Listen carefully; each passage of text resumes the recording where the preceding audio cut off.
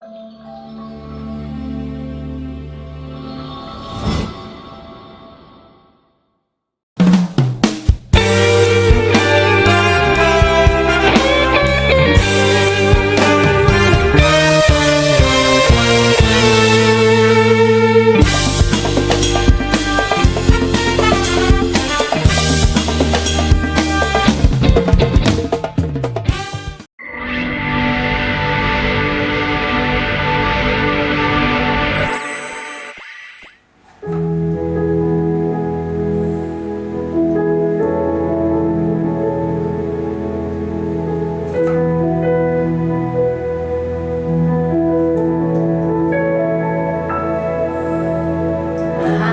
Kau Tuhan di hidupku.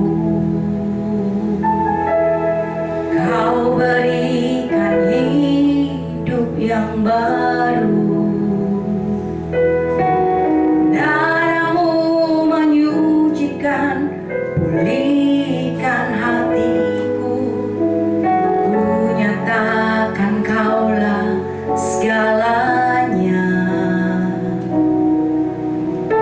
Engkaulah sumber pengharapan. Kuasa-Mu sanggup menyembuhkan. Jiwaku pun berserah hanya kepadamu. Yesus, Kaulah segalanya. Karena salib-Mu ku hidup. Karena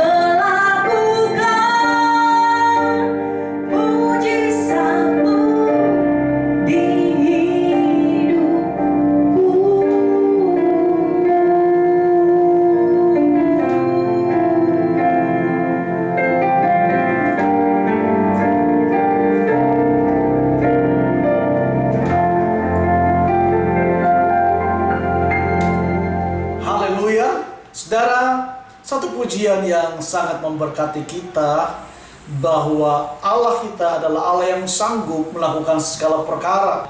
Salib Kristus yang menyelesaikan segala persoalan kita.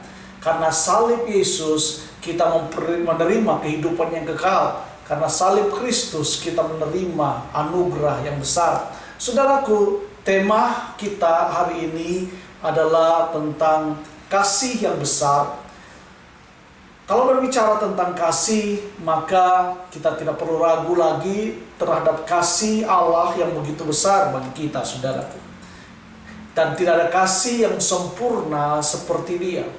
Saudara, saya percaya kasih Allah dalam hidup saudara dan saya itu tidak pernah habis dan selalu diberikan kepada kita. Mari bersama-sama kita membuka firman Tuhan di dalam Yohanes pasal yang ketiga ayat yang ke-16. Ayat ini saudara mungkin sudah tahu, tapi tidak apa-apa kita membacanya, sebab saya percaya firman Tuhan itu selalu berbicara dalam hidup kita. Setiap waktu, setiap saat ketika kita baca firman Tuhan, pasti ada rema yang Tuhan singkapkan bagi kita untuk kita bisa mendapatkan berkat-berkat rohani. Saudaraku, Yohanes pasal 3 ayat 16, ini ayat yang sudah sering kita baca, kita dengar, bahkan ini seringkali kita pakai juga untuk kita bisa menginjil oleh orang-orang di luar sana yang tidak seiman dengan kita. Dikatakan demikian firman Tuhan, karena begitu besar kasih Allah akan dunia ini, sehingga Ia telah mengaruniakan anaknya yang tunggal, supaya setiap orang yang percaya kepadanya tidak binasa, melainkan beroleh hidup yang kekal. Saudara yang dikasihi oleh Tuhan, Alkitab berkata karena begitu besar kasih Allah akan dunia ini, sehingga Ia telah mengaruniakan anaknya yang tunggal, supaya orang yang percaya kepadanya tidak binasa, melainkan beroleh hidup yang kekal. Saudara, kita tahu awal pertama Tuhan menciptakan manusia, dikatakan bahwa Allah menciptakan manusia itu serupa dan segambar dengan Allah. Adam diciptakan menurut gambar dan rupa Allah. Dan saudaraku, tujuan Allah menciptakan manusia adalah supaya manusia ini berkuasa atas apa yang Tuhan ciptakan. Kita kembali dalam kitab Kejadian, saudara. Pada waktu Tuhan belum menciptakan manusia, apa yang pertama kali diciptakan oleh Tuhan? Yang pertama diciptakan oleh Tuhan adalah terang dan gelap, saudara. Kemudian terang dan gelap itu dipisahkan. Ada yang namanya siang, ada yang namanya malam, ada yang namanya matahari, ada yang namanya bulan, saudaraku. Terang dan gelap dipisahkan, dan kemudian diciptakan kembali seluruh isi bumi. Ada tumbuh-tumbuhan, ada binatang-binatang, bahkan ada benda-benda langit yang diciptakan oleh Tuhan. Dan pada hari yang ke-6, Alkitab berkata bahwa Tuhan menciptakan manusia. Namun sebelum Allah menciptakan manusia, Tuhan sudah berinisiatif, Tuhan sudah merencanakan sebelumnya. Karena itu Dia berkata bahwa baiklah kita menjadikan manusia menurut gambar dan rupa kita. Supaya apa? Supaya mereka berkuasa atas apa yang Tuhan ciptakan. Jadi hari pertama sampai hari kelima, Tuhan menciptakan seluruh alam semesta dan segala isinya. Tetapi belum ada yang mengusahakannya, belum ada yang merawat, belum ada yang menjaga. Memang saudara, Tuhan menciptakan manusia semuanya baik. Dan saya percaya apa yang diciptakan oleh Tuhan tidak ada satupun yang tidak baik. Semuanya baik. Tetapi saudara, semua yang baik ini tidak mungkin dibiarkan begitu saja. Harus ada yang menjaga, harus ada yang merawat. Itu sebabnya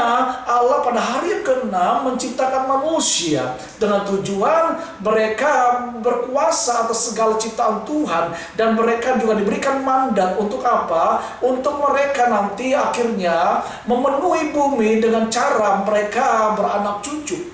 Tapi saudara, apa yang terjadi sebelum manusia beranak cucu? Terjadi satu kesalahan yang dilakukan oleh manusia, yaitu Adam dan Hawa. Apa yang terjadi, saudara? Bahwa Adam dan Hawa dia jatuh di dalam dosa. Ketika itu manusia berada di Taman Eden dan iblis yang menyamar, yang menyamar di dalam ular, saudaraku, kemudian dia membujuk daripada Hawa. Dan apa yang terjadi? Singkat cerita kita tahu Hawa akhirnya terbujuk oleh rayuan daripada si ular, yang itu ya adalah iblis, saudaraku. Kemudian akhirnya singkat cerita Adam memakan buah yang diberikan oleh Hawa dan mereka akhirnya telanjang, dan Alkitab berkata mereka akhirnya jatuh di dalam dosa. Kejadian pasal yang ketiga mencatat demikian, bahwa ketika itu manusia menyadari bahwa dia telanjang dan mereka menyadari bahwa mereka telah melakukan kesalahan, mereka sudah melanggar apa yang Tuhan katakan, tidak boleh makan buah pengetahuan baik dan buruk itu. Tetapi Hawa melanggarnya, Hawa melarangnya. Nah, saudaraku, saya tidak membahas ke sana lebih jauh lagi, tapi saya memberitahu kepada saudara bahwa ini adalah rancangan Tuhan yang dirusak oleh iblis. Tuhan merancangkan sejak awal segala sesuatu itu baik, saudara. Bahkan waktu manusia diciptakan, setelah manusia diciptakan dikatakan sungguh amat baik. Manusia diciptakan oleh Allah sungguh amat baik. Karena apa? Manusia itu adalah makhluk ciptaan Tuhan yang paling sempurna. Diciptakan oleh tangannya sendiri, diberikan nafas kehidupan oleh dia sendiri, saudara. Dan kemudian diberi nama oleh Allah sendiri. Lalu kemudian diberikan kuasa oleh Allah sendiri untuk berkuasa atas seluruh ciptaan Tuhan yang ada di muka bumi ini. Namun saudara yang dikasih dalam Tuhan, kita tahu iblis itu tidak tinggal diam. Iblis berusaha untuk menjatuhkan manusia di dalam dosa. Karena apa? Karena iblis tahu bahwa kuasa itu ada dalam diri manusia. Dan iblis mau menggagalkan rencana Allah dalam diri manusia dengan cara dia dibujuk dan dibuat berdosa. Apa yang dilakukan oleh iblis? Iblis menyinggung perasaan ego daripada manusia itu sendiri. Saudaraku, dengan cara bagaimana kalau kamu makan buah pengetahuan baik dan jahat ini, kamu akan menjadi sama seperti Allah. Wah, saudara, waktu Hawa mendengar dia akan menjadi sama seperti Allah, mungkin dia kepalanya besar, orang Ambon bilang kepala batu, saudara, kepala besar, saudara. Lalu kemudian dia mulai, keangkuhannya mulai muncul, lalu berkata, wah, kalau saya menjadi sama seperti Allah dong, saya hebat dong, saya bisa bikin apa saja, apa yang Allah buat saya juga buat, apa yang Allah bisa saya juga bisa. Saudaraku, dia lupa bahwa sebenarnya manusia diciptakan oleh Allah itu bukan setara dengan Allah, tetapi manusia diciptakan oleh Allah itu adalah segambar dengan Allah. Beda, saudara. Allah menciptakan saudara dan saya manusia bukan setara dengan Allah, tapi segambar dengan Allah. Yesus itu setara dengan Bapa. Saudaraku, kita manusia bukan setara dengan Allah, tetapi kita adalah segambar dengan Allah. Dan iblis merusak ini, dia merubah firman Tuhan. Dikatakan kalau kamu makan buah pengetahuan baik dan jahat ini, kamu akan menjadi sama dengan Allah, kamu akan menjadi setara dengan Allah. Dan waktu manusia mendengar seperti itu, saudaraku, dia merasa, wow, kalau saya bisa jadi setara dengan Allah, saya hebat, saya selevel dengan Allah, saya bisa buat apa saja, menurut apa yang saya mau bisa terjadi. Dan saudara, singkat cerita, manusia akhirnya sadar dan dia jatuh dalam dosa, dan dia kehilangan kemuliaan Allah. Dan saudaraku, tapi jauh sebelum Yesus Kristus datang ke dunia ini, Alkitab sudah menubuatkan jauh sebelumnya bahwa keturunan dari wanita itu akan mematahkan tumit daripada ular itu. Dan itu adalah gambaran daripada kematian Kristus Yesus di atas kayu salib. Nah, saudaraku dalam Yesus Tuhan, kita tahu ceritanya, tujuan Yesus datang ke dunia ini tidak lain dan tidak bukan adalah mengembalikan posisi kita yang adalah manusia segambar dengan Allah itu. Manusia yang segambar dengan Allah ketika jatuh di dalam dosa, gambar Allah itu rusak dalam dirinya, saudara. Kalau saudara kita baca di dalam Kejadian pasal yang kelima, mulai ayat yang pertama sampai dengan ayat yang ketiga, dikatakan demikian, saudara, keturunan Adam. Ayat yang pertama dikatakan, inilah daftar keturunan Adam. Pada waktu manusia itu diciptakan oleh Allah, dibuatnya lah dia, yaitu Adam, menurut rupa Allah. Jadi Allah membuat manusia Adam itu menurut rupa Allah. ya, waktu manusia itu direncanakan dan waktu manusia belum jatuh dalam dosa, Adam itu segambar serupa dengan Allah. Ayat yang kedua, laki-laki dan perempuan diciptakannya mereka. Ia memberkati mereka dan memberikan nama manusia, yaitu Adam, kepada mereka pada waktu mereka diciptakan. Ayat yang ketiga, saudara perhatikan, setelah Adam hidup 130 tahun, ia memperanakkan seorang laki-laki menurut rupa dan gambarnya. Saudara perhatikan, rupa dan gambarnya. Di situ bukan N besar, bukan ditujukan kepada Allah, tetapi rupa dan gambarnya di situ itu tertuju kepada Adam, saudara. Gambar dan rupanya, saudaraku, ya. Lalu memberi nama Set kepadanya dan seterusnya dan seterusnya dan seterusnya.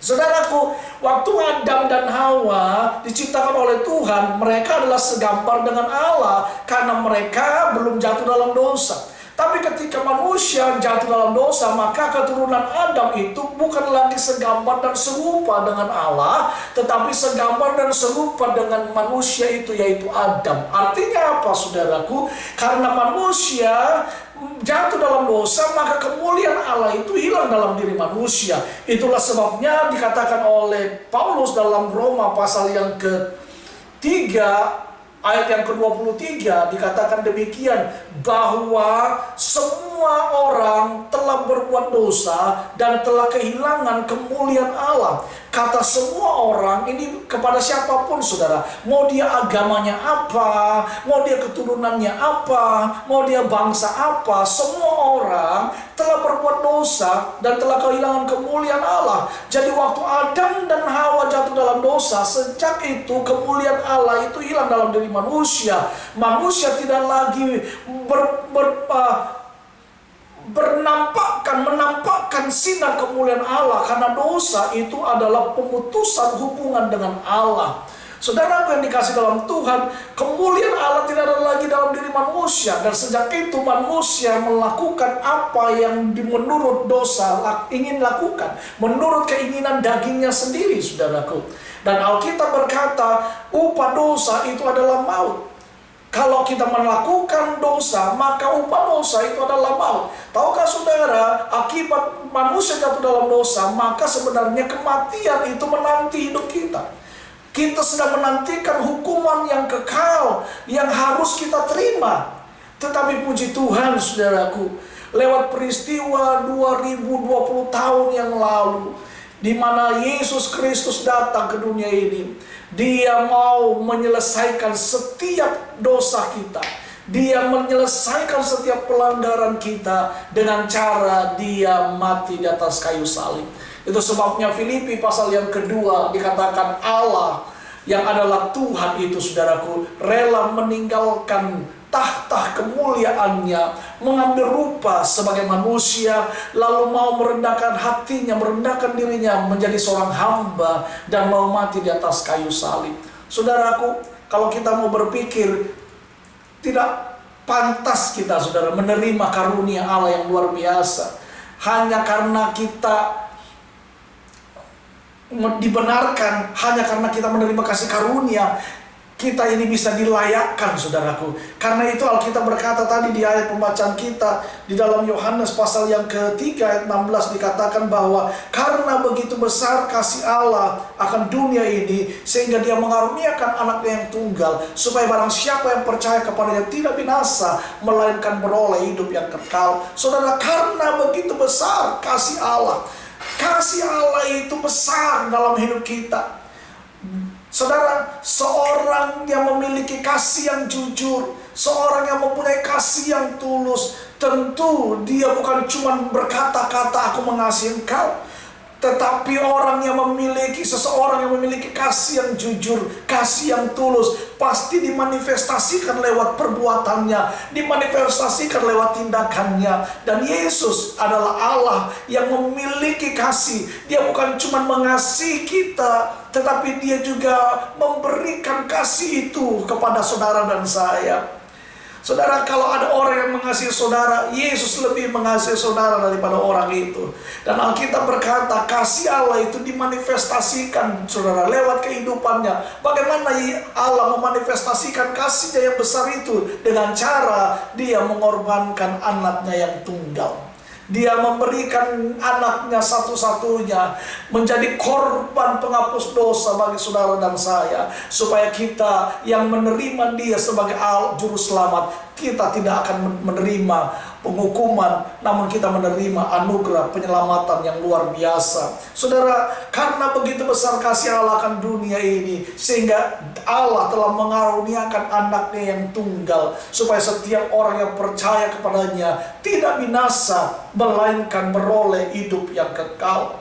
Saudara, kita perlu bersyukur dalam hidup kita, karena Allah begitu mengasihi saudara dan saya. Kasihnya begitu besar bagi kita, saudaraku. Allah itu mengasihi saudara dengan luar biasa.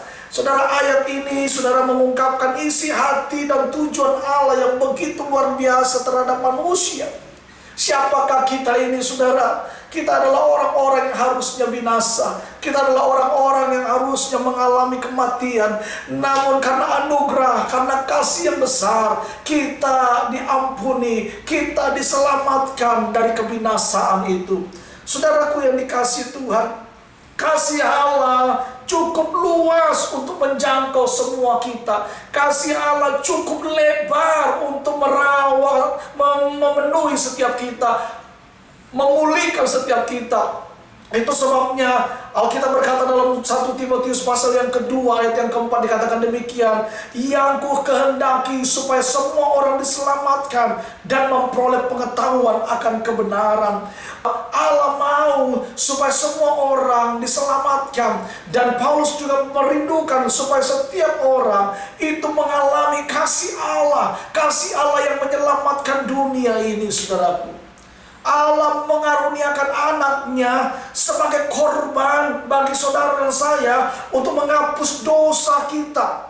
Dan di atas kayu salib itulah pendamaian daripada Allah mengalir dalam hidup kita. Pendamaian Allah itu terimportasi dalam hidup kita dari hati Allah sendiri, saudaraku. Allah itu adalah Allah yang penuh kasih. Dari dalam hatinya keluar kasih yang begitu luar biasa. Dia mau mengorbankan Kristus bagi saudara dan saya.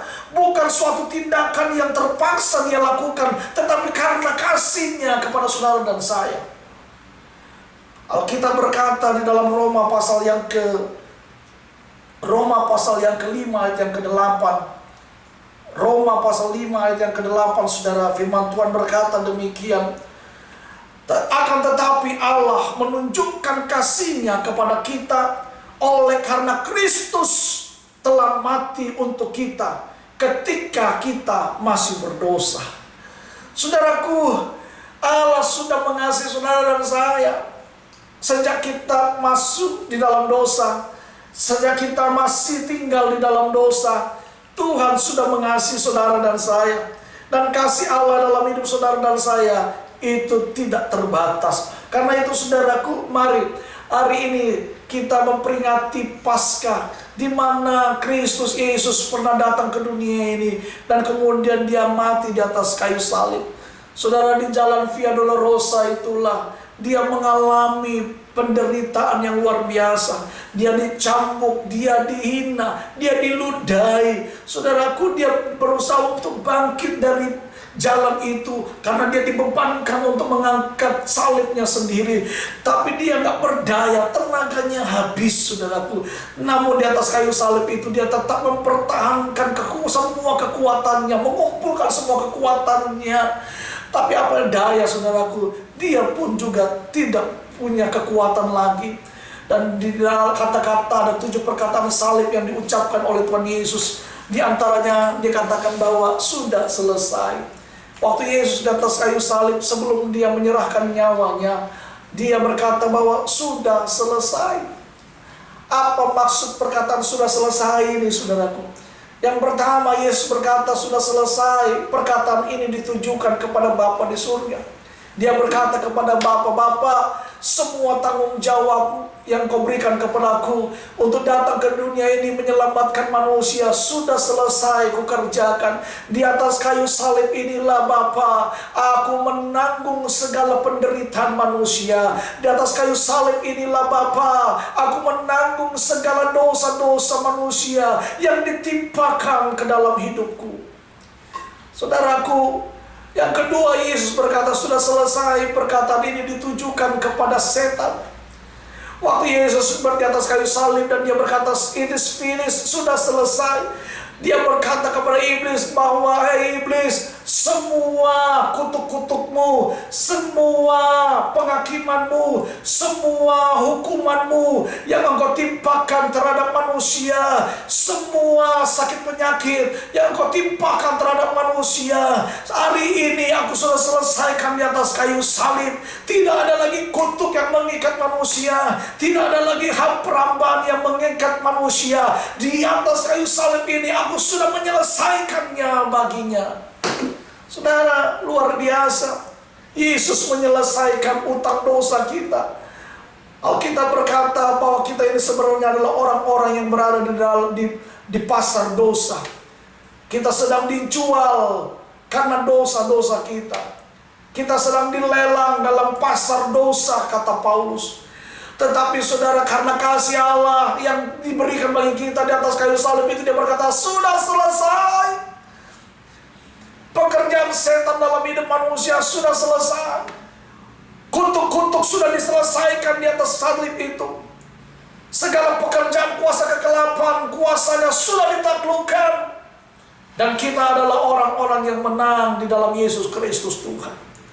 Yang kedua, kata yang sudah selesai itu ditujukan kepada iblis, saudaraku. Dan yang ketiga, kata sudah selesai itu ditujukan kepada manusia, saudara dan saya. Waktu Yesus di atas kayu salib, dia berkata sudah selesai. Dia berkata kepada manusia, hai manusia, dengar baik, segala sakit penyakitmu sudah selesai, aku tanggung di atas kayu salib. Hai manusia, dengar baik, segala kutuk-kutukmu sudah selesai, aku tanggung di atas kayu salib. Hai manusia, dengar baik, segala utang piutangmu, segala kemiskinanmu sudah aku selesaikan di atas kayu salib. Saudaraku yang dikasihi oleh Tuhan, di atas kayu salib itu Tuhan melakukan pertukaran yang luar biasa. Allah kita melakukan pertukaran yang hebat. Allah kita melakukan pertukaran yang luar biasa. Di atas kayu salib, Yesus Kristus Tuhan menanggung segala sesuatu bagi kita. Saudaraku di dalam Tuhan, perkataan sudah selesai ini yang pertama ditujukan kepada Bapa di surga. Bahwa setiap pekerjaan yang diembankan dalam hidup pribadi Yesus sebagai sang anak sudah selesai dikerjakan. Yang kedua, kata sudah selesai ini ditujukan kepada setan. Bahwa segala kuasa kegelapan sudah ditaklukkan, kuasanya di bawah otoritas Allah, di bawah otoritas kita, dan iblis itu berada di bawah telapak kaki kita. Yesus sudah menyelesaikan segala kutuk-kutuk dalam hidup kita. Segala pekerjaan iblis sudah dihancurkan di atas kayu salib itu. Yang ketiga, kata sudah selesai itu ditujukan kepada manusia, saudara dan saya. Bahwa setiap kutuk, sakit, penyakit, persoalan kita, Tuhan sudah selesaikan di atas kayu salib. Dan waktu Yesus berkata sudah selesai, kemudian dia berkata, Bapa, ke dalam tanganmu kuserahkan nyawaku. Tahukah saudara, Yesus mati bukan karena tombakan daripada tentara Romawi. Yesus mati bukan karena mahkota duri yang ditaruh di atas kepalanya. Yesus mati bukan karena, saudaraku, paku yang menancap di tangan dan di kakinya, bukan. Yesus mati karena dia menyerahkan nyawanya kepada Bapanya. Kalau Yesus tidak menyerahkan nyawanya, dia tidak akan mati, saudara. Ya, tidak akan mati. Tapi karena Yesus memang pekerjaannya datang ke dunia ini, dia harus mati. Karena itu dia berkata, Bapa, ke dalam tanganmu kuserahkan nyawaku.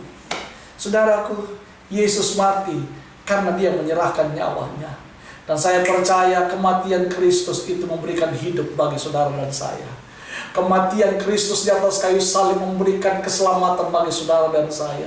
Kematian Yesus di atas kayu salib membuka jalan terbuka bagi setiap orang, siapapun yang mau datang kepada Dia dan menerima Dia sebagai Tuhan dan Juru Selamat, maka anugerah keselamatan itu pun juga akan diterima dalam kehidupannya.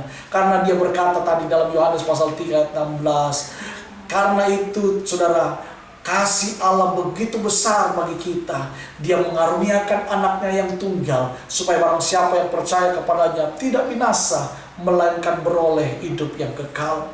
Hari ini saudaraku, apapun yang menjadi persoalan saudara, jangan takut, jangan khawatir. Kalau tentang kehidupan, antara hidup dan mati kita saja Tuhan sudah selesaikan, apalagi cuma masalah kebutuhan kita. Kalau masalah mati dan hidup saja Tuhan sudah tanggung di atas kayu salib, apalagi cuma masalah rumah tangga, masalah bisnis, masalah ekonomi, terlalu kecil bagi Tuhan saudara. Yang perlu kita lakukan saat ini adalah mari kita menghargai pengorbanan Kristus yang sudah dikerjakan bagi kita. Kita menghargai pengorbanannya yang sudah diberikan bagi saudara dan saya. Dan kita menghargainya dengan cara bagaimana saudara? Dengan cara kita berjalan sesuai dengan kebenaran Tuhan.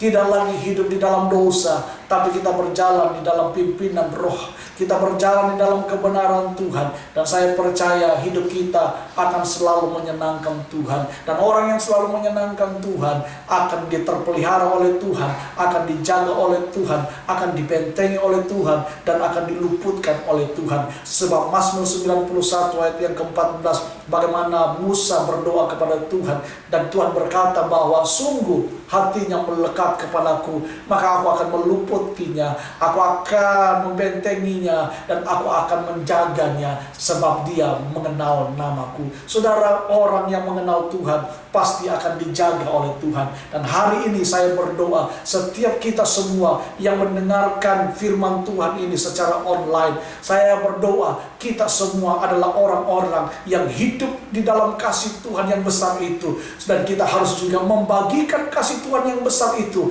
kepada keluarga kita, kepada sahabat kita, di pelayanan kita, sehingga Kristus boleh dimuliakan lewat hidup kita. Haleluya. Saudara, mari kita berdoa bersama-sama supaya Tuhan memenuhi hati kita, Tuhan memenuhi hidup kita dengan kasih yang besar. Amin. Bapa, di dalam nama Yesus, hamba berdoa, hamba sudah berhenti berbicara, hamba yang menyampaikan firman Tuhan dengan sederhana, tapi aku percaya Roh Kudus tidak pernah terbatas. Engkau akan menerangi setiap firman-Mu di dalam setiap hati jemaat-Mu Tuhan. Biarlah kami menyadari bahwa kasih Allah yang besar itu kami boleh hidupi dalam hidup kami. Pengorbanan Kristus yang besar, yang luar biasa itu kami boleh hargai dalam hidup kami. Kami menghormatinya dengan cara kami mau berjalan senantiasa dalam kebenaran, dipimpin oleh-Mu Tuhan. Terima kasih Bapa, kalau sebentar kami mau melakukan perjamuan kudus Tuhan. Hamba-Mu berdoa, layakkan setiap kami untuk kami boleh mengambil bagian dalam perjamuan kudus ini. Tuhan, biarlah waktu kami makan dan minum dari perjamuan ini, kami yang sakit disembuhkan, yang lemah dikuatkan, bahkan komitmen kami di dalam Tuhan semakin hari semakin diperbaharui. Kami berdoa memberkati, menguduskan roti dan anggur yang akan kami gunakan untuk perjamuan ini. Layakkan kami semua Tuhan untuk mengambil bagiannya, untuk mengambil bagian di dalamnya, sehingga waktu kami makan dan minum bukan kutuk yang turun dalam hidup kami, tapi berkat Tuhan yang mengalir di dalamnya.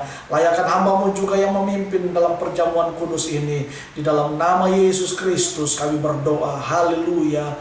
Amin. Oke saudara, kita akan masuk dalam perjamuan kudus. Saudara persiapkan roti dan anggur saudara, supaya saudara bisa mengikuti perjamuan kudus. Lalu saya berharap saudara tidak memberikan kepada anak-anak saudara, karena kita menghormati, menghargai apa yang Tuhan Yesus sudah buat bagi kita. Kalau saudara sudah mempersiapkan semua roti dan anggur, kalau saudara nggak punya roti, saudara bisa pakai biskuit atau apa saja, kue atau apa saja, saudara potong secara kecil-kecil untuk menjadi media rotinya. Dan kemudian kalau saudara nggak punya anggur, saudara mungkin sudah siapkan Fanta, saudara sudah siapkan sirup, supaya itu bisa menjadi anggurnya. Semua sudah memegang perjamuan di rumah masing-masing. Boleh saudara angkat roti saudara tinggi. Kita mau berdoa mengucap syukur untuk pengorbanan Kristus bagi kita. Haleluya. Bapa, mau berdoa, kami berterima kasih untuk pengorbanan-Mu yang Kau sudah berikan bagi kami. Terima kasih Tuhan buat karya keselamatan yang Kau kerjakan bagi kami. Hari ini kami ada karena kasih yang besar itu. Hari ini kami ada karena pengorbanan-Mu bagi kami Tuhan. Ajar dalam hidup kami untuk kami selalu menghargai apa yang Tuhan sudah buat bagi kami. Kami boleh berjalan di dalam kekudusan dan kebenaran-Mu Tuhan. Hamba berdoa di dalam nama Yesus Tuhan. Kami mengangkat roti ini buat tubuh kami yang lemah di dalam nama Yesus. Tuhan pulihkan ketika ada sakit penyakit, Tuhan sembuhkan di dalam nama Yesus. Juga kami mengangkat roti ini buat saudara keluarga sahabat kami yang sakit, yang lemah di dalam nama Yesus. Bilur-bilur-Mu menyembuhkan dan memulihkan mereka Tuhan di dalam nama Yesus Kristus. Tuhan, dengarkan firman Tuhan saudara. Sebab apa yang telah kuteruskan kepadamu telah aku terima dari Tuhan, yaitu bahwa Tuhan Yesus pada malam waktu Ia diserahkan mengambil roti, dan sesudah itu Ia mengucap syukur atasnya. Ia memecah-mecahkannya dan berkata, inilah tubuhku yang diserahkan bagi kamu. Perbuatlah ini menjadi peringatan akan aku. Percayakah saudara bahwa roti yang saudara saya pegang merupakan persekutuan kita dengan tubuh Kristus? Katakan amin. Makan dengan iman di dalam nama Yesus Kristus. Haleluya. Por la via dolorosa menuju Haleluya. ke Naikkan syukur saudara, angkat cawan saudara tinggi. Darah Yesus yang suci yang kudus telah membayar lunas hutang dosa kita. Darah yang tertumpah di atas kayu Kalvari itu telah menyucikan pelanggaran kita. Karena itu saudara percaya saudara, tidak ada satupun dosa yang tidak bisa diselesaikan oleh Tuhan. Asalkan saudara dan saya mau datang kepada Dia mengakui semuanya. Percayalah, kasih Allah ada dalam hidup saudara. Darahnya pun akan menyucikan saudara. Karena itu, dengarkan firman Tuhan. Demikian juga Ia mengambil cawan sesudah makan, lalu berkata, cawan ini adalah perjanjian baru yang dimateraikan oleh darah-Mu. Perbuatlah ini setiap kali kamu meminumnya menjadi peringatan akan aku. Percayalah saudara bahwa cawan yang saudara dan saya pegang merupakan persekutuan kita dengan darah Kristus. Katakan amin. Minum dengan iman di dalam nama Yesus.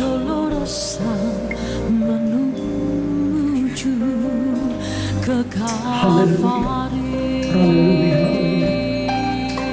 Naikkan syukur saudara kepada Tuhan. Haleluya. Terima kasih Tuhan. Terima kasih Tuhan. Kami mengucap syukur buat pengorbanan-Mu bagi kami Tuhan. Kami percaya kami adalah orang-orang yang sudah dibenarkan. Kami adalah orang-orang yang berkemenangan. Karena itu biarlah Tuhan hidup kami selalu menyenangkan Engkau. Urapan-Mu selalu nyata dalam hidup kami, membawa kami dalam kemenangan satu kepada kemenangan yang lain. Terima kasih Tuhan. Kami mengucap syukur buat karya penebusan pengorbanan-Mu yang Kau sudah kerjakan bagi kami di atas kayu salib. Dan kami memuliakan Engkau di dalam nama Yesus Kristus. Haleluya. Bersama kita katakan amin. Haleluya.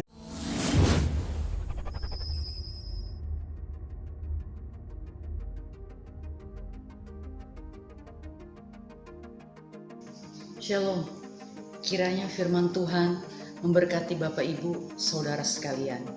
Baik, saya akan memberikan info pengumuman sepekan sepanjang minggu ini. Yang pertama, bila Bapak Ibu ingin bergabung bersama kami di gereja Kingdom Worship Family dan ingin melayani dan dilayani, bisa menghubungi nomor di bawah ini. Informasi yang kedua, bila Bapak Ibu Saudara ingin memberikan persembahan atau persepuluhan, bisa mentransfernya juga di nomor rekening berikut ini.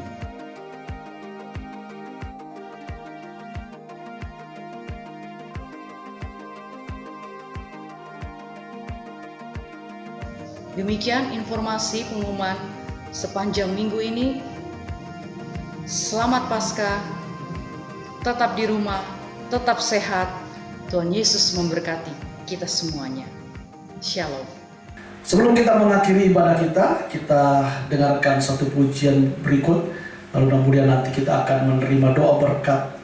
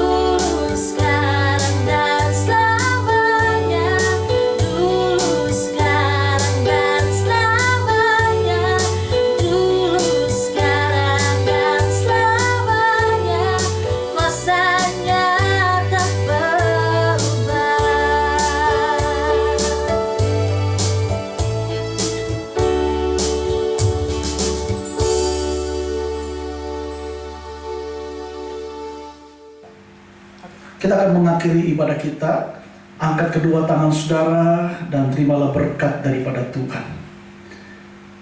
Jemaat yang dikasihi Tuhan, lakukanlah semua firman Tuhan yang kau baca, yang kau dengar hari ini.